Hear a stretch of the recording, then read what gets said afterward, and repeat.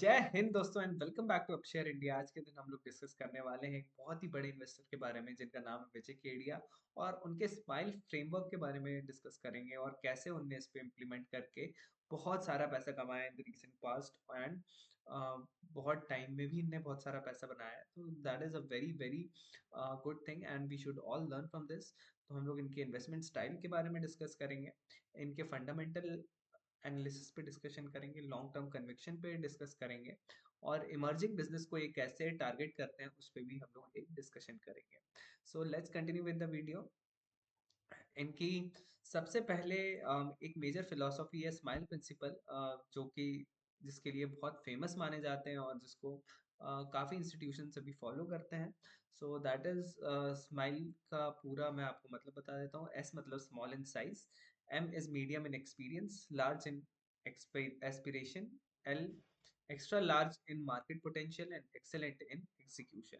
ये ऐसे बिजनेसेस को आइडेंटिफाई करते हैं जो कि बहुत ही छोटे साइज के होते हैं, एक्सपीरियंस जिनका मीडियम टू स्मॉल रहता है, एस्पिरेशन जिनका बड़ा रहता है, मार्केट पोटेंशियल बहुत ही बड़ा रहता है, इसका ऑलरेडी एक मार्केट बहुत अच्छा होना चाहिए, एंड एक्सीलेंट इन एग्जीक्यूशन जिनका मैनेजमेंट बहुत अच्छा रहता है एंड जिनका एग्जीक्यूशन बहुत अच्छा रहता है। कई बार हम लोग देखते हैं कई कंपनीज के पास बहुत बड़ी बड़ी ऑर्डर बुक्स रहती है जो कि कंप्लीट नहीं कर पाते हैं, वो टाइम पे डिलीवर नहीं करते हैं।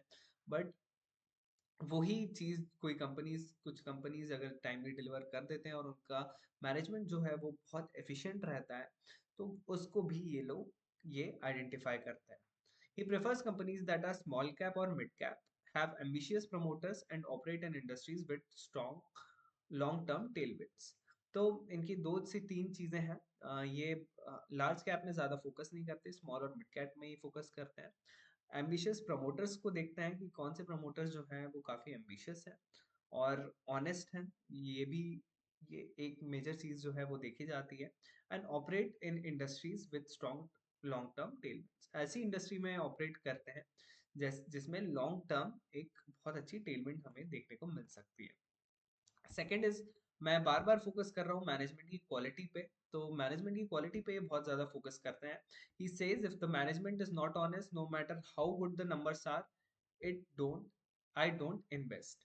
तो वो ये कहते हैं कोई भी मैनेजमेंट अगर ऑनेस्ट नहीं है, कि बजाय कितने भी अच्छे नंबर्स हैं, मैं इन्वेस्ट नहीं करूंगा। भले ही सेल्स इंक्रीज हो रही है कोई भी कंपनी की, एबिटा अच्छा आ रहा है, प्रॉफिट मार्जिन अच्छे आ रहे हैं, बट अगर सबसे इट कम्स डाउन टू कि मैनेजमेंट अच्छा है या नहीं। अगर मैनेजमेंट अच्छा नहीं है और प्रमोटर की इंटीग्रिटी और विजन सही नहीं है, then that it is a very very big red flag, and he doesn't invest in companies which are having these red flag. He often spends time studying background and behavior of promoters.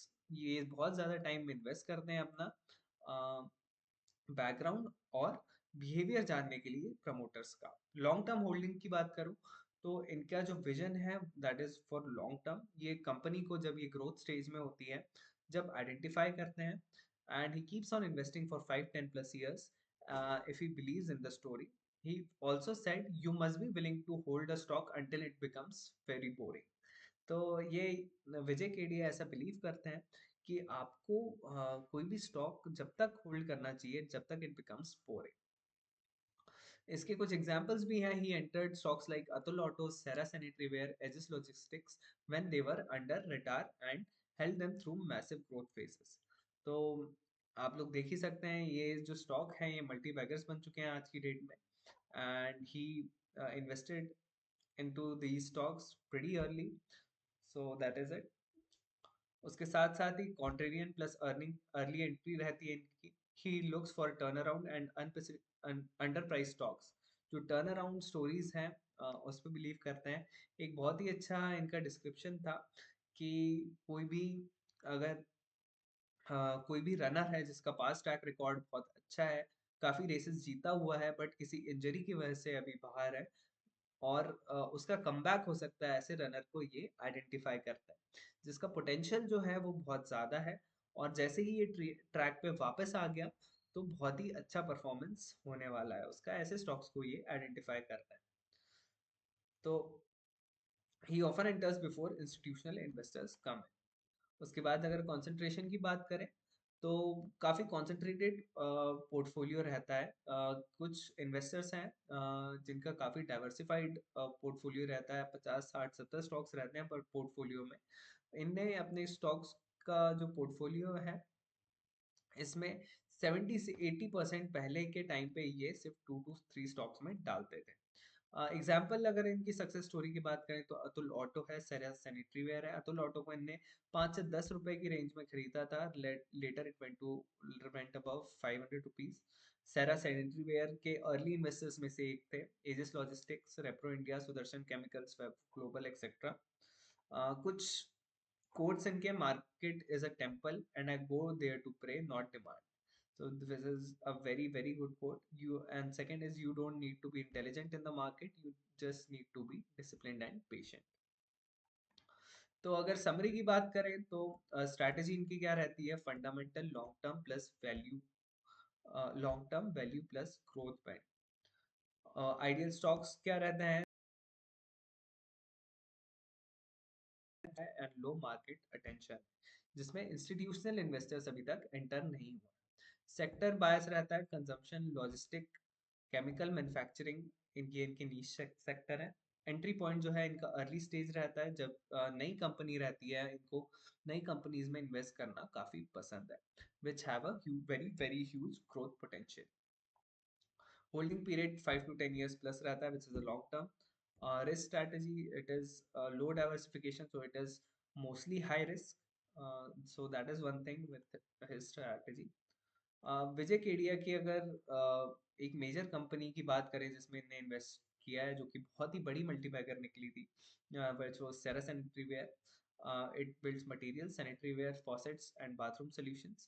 Founded in 1980, manufacturer and distributor of premium sanitary ware wellness products like bathtubs, showers and uh, and bathroom tiles.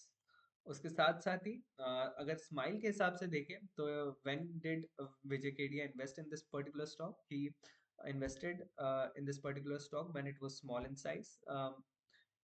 जब इन्हें invest किया तो it was small cap in the early 2000s, medium in experience. Sarah had decades of industry experience. Large in aspiration, wanted to challenge giants like Hindware. Large, extra large potential. India's housing and real estate boom created demand for the modern bathrooms, which is still the case.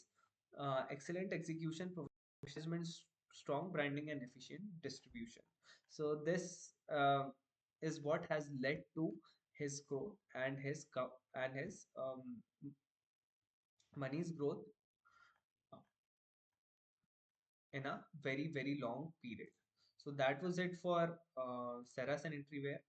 अब हम लोग थोड़ा सा Nifty का analysis कर लेते हैं। Nifty में देखते हैं कि कैसा परफॉर्मेंस आ रहा है। जैसा कि हमने बोला था कि प्रीवियसली भी कि अभी थोड़ा सा कंसोलिडेशन फेज में हमें निफ्टी जाता हुआ दिख रहा है।